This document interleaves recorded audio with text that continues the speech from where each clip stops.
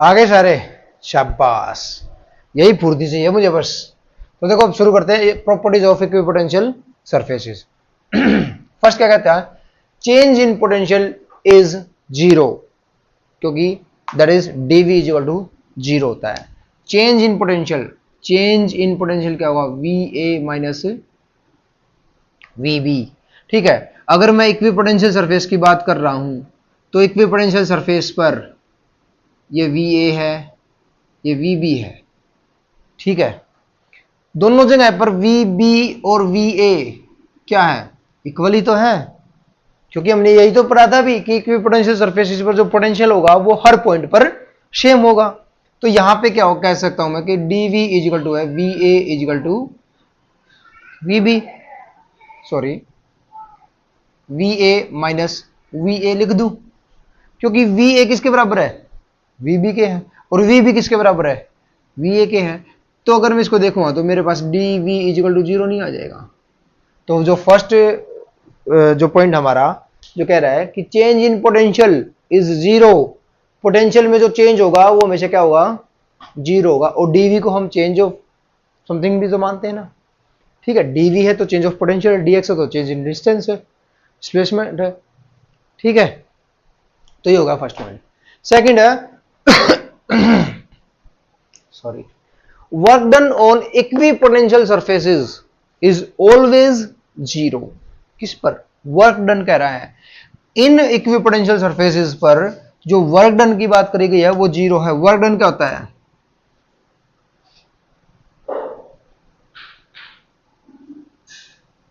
Work done क्या होता है,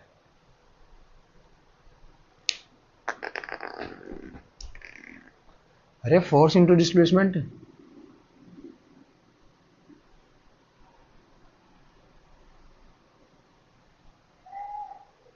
ठीक है, और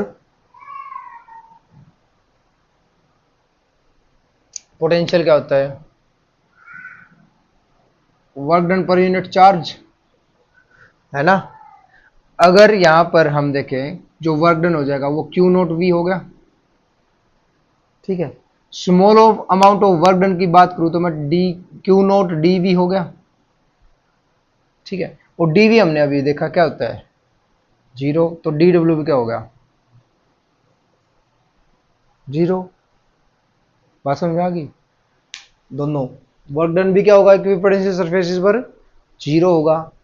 potential of change of potential भी क्या होगा, जीरो होगा। ठीक है, क्योंकि भाई देखो यहां से यहां है, डिफरेंस देखना हमने, एक कोई तो वैल्यू ज्यादा हो तभी तो कुछ डिफरेंस मिलेगा।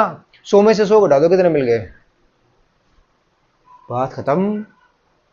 जब ये कह रहा है कि सब पे सेम पोटेंशियल है, मतलब इस पे भी 100 था, इस पे भी 100 था, कितना चेंज कितना है इनमें, दो जोड़िया भाई हैं। ठीक है, दो जोड़िया भाई हैं, उन दोनों के जोड़िया भाई की उम्र में फर्क देखो तो कितना होगा, कुछ भी नहीं, लेकिन होगा, एक साथ थोड़ी हुए थे दोनों, मिनटों का फर्क होगा। ठीक है, लेकिन हम क्या कहते हैं कि दिन का फर्क पूछे तो कितने दिन का फर्क है, एक भी दिन का फर्क नहीं है, क्योंकि हुए एक ही दिन है दोनों के दोनों। बस समझ रहे हो ना। ठीक है, ऐसे वर्क डन जब यहां से यहां तक लेकर जाने में, जैसे हम इस फ्री स्पेस में किसी चार्ज को लेकर आते हैं उसके ऊपर कोई वर्क डन नहीं करना पड़ता, तो यहां से वहां जाने में क्या ही वर्क डन होगा, कुछ वर्क डन नहीं होगा। ठीक है, ऐसे ही वर्क डन भी क्या होगा, जीरो। थर्ड क्या कर रहा है, electric field is always perpendicular the equipotential surfaces. जैसे ये चार्ज था और इस चार्ज का ये इलेक्ट्रिक फील्ड है, तो ये जो इलेक्ट्रिक फील्ड है ना ये हमेशा इस सरफेस के परपेंडिकुलर होता है। कैसे होता है ये प्रूफ भी देख लो भाई। जो वर्क डन होता है वो क्या होता है, force into displacement, small amount of work done small amount of displacement. तो एक जो हमने इलेक्ट्रिक फील्ड इंटेंसिटी देखा था उसका सिग्निफिकेंस क्या था, फोर्स पर यूनिट चार्ज। यहां से फोर्स आ गया E इंटू क्यू नॉट। ठीक है, हमने इस फोर्स की वैल्यू कहां रख दी भाई, वर्क डन में रख दी। तो हम क्या देख रहे हैं कि जो हमारे पास वर्क डन हो गया वो हो गया Q naught E dot D x, और जब डॉट प्रोडक्ट हटाते हैं तो हमारे पास आ जाता कोस थीटा। बात सिंपल है यहां से। तो ये हो गया D W equal to Q naught E D X cos theta, ये हमारे पास इक्वेशन होगी 1। सेकंड इक्वेशन जानते हैं, we know that work done volt potential is equal to work done per unit charge. इस यहां से हमारे पास जो चेंज इन पोटेंशियल है वो क्या हो जाएगा, change in work done per unit charge, dw by Q naught. तो यहां से dw जो होगा वो हमारे पास क्या जाएगा, क्यू नोट dv। एक तो क्यू नोट dw हमारे पास आ गया Q note e dx cos theta, एक हमारे पास आ गया dw क्यू नोट dv। ठीक है, एक वर्क डन ये हो गया, एक वर्क डन ये हो गया। इक्वेशन 1 ये थी, इक्वेशन 2 ये होगी। जब इस इक्वेशन का और इस इक्वेशन का लेफ्ट हैंड साइड इक्वल है तो राइट हैंड साइड भी इक्वल हो जाएगा फ्रॉम इक्वेशन 1 एंड 2।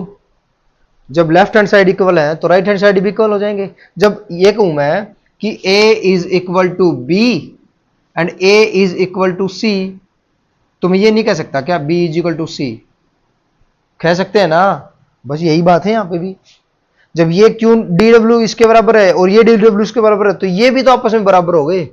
और ये इक्वेशन 1 थी, ये इक्वेशन 2 थी, इन दोनों से हमारे पास आ गया Q naught E D X cos theta is equal to Q naught D V. और डीवी की वैल्यू हम जानते हैं भाई क्या थी, 0। कब की बात है ये, जब इक्विपोटेंशियल सरफेसेस की बात कर रहे हैं। डीवी की वैल्यू वैसे 0 नहीं है, ये चेंज इन पोटेंशियल की वैल्यू 0 जब है जब हम इक्विपोटेंशियल सरफेसेस की बात कर रहे हैं, हर जगह की बात नहीं है। इस बात को ध्यान रखना कि ये dv 0 कब है, जब हम इक्विपोटेंशियल सरफेसेस की बात कर रहे हैं। जब इक्विपोटेंशियल सरफेसेस पे हमने देखा कि dv इक्वल टू है 0, तो ये साइड 0 हो गई। और हमें पता है भाई ये चार्ज भी 0 नहीं होगा, ये इलेक्ट्रिक फील्ड भी 0 नहीं होगा, ये dx डिस्प्लेसमेंट भी 0 नहीं होगा। सिर्फ 0 किसके बराबर होगा फिर, कोस थीटा के। कोस थीटा इक्वल टू 0 है तो थीटा किसके बराबर होगा जब कोस थीटा की वैल्यू 0 आए, 90 के डिग्री की वैल्यू। तो कोस 90 कितना होता है, 0। तो थीटा कितना आ गया, 90। और 90 डिग्री एंगल तो तभी बनता है ना जब कोई परपेंडिकुलर हो। तो मतलब ये मान गए ना हम कि जो इलेक्ट्रिक फील्ड लाइंस होती है वो हमेशा सरफेस पर कैसी होती है, परपेंडिकुलर होती है। और ये लिख रखा है electric field always perpendicular to the equipotential surfaces. ठीक है, फोर्थ पॉइंट क्या कहता है, in the region of strong electric field. ठीक है, जहां पर इलेक्ट्रिक फील्ड स्ट्रॉन्ग होगा वहां पर equipotential surfaces are closed to each other. ठीक है, ये पॉइंट तो हमने पहले ही पढ़ रखा है। जो जब भी इक्विपोटेंशियल सरफेसेस होंगे उनके बीच अगर कहीं पर ऐसा रीजन है जहां पर स्ट्रॉन्ग इलेक्ट्रिक फील्ड है, उस स्ट्रॉन्ग इलेक्ट्रिक फील्ड में जो इक्विपोटेंशियल सरफेसेस होंगे वो कैसे होंगे, क्लोज्ड होंगे। ठीक है, एक दूसरे से क्लोज्ड होंगे। Whereas in the region of weak electric field equipotential surfaces are apart from each other. और जहां पर वीक इलेक्ट्रिक फील्ड होगा, ठीक है, वहां पर जो पोटेंशियल सरफेसेस होंगे वो कैसे होंगे, एक दूसरे से दूर होंगे।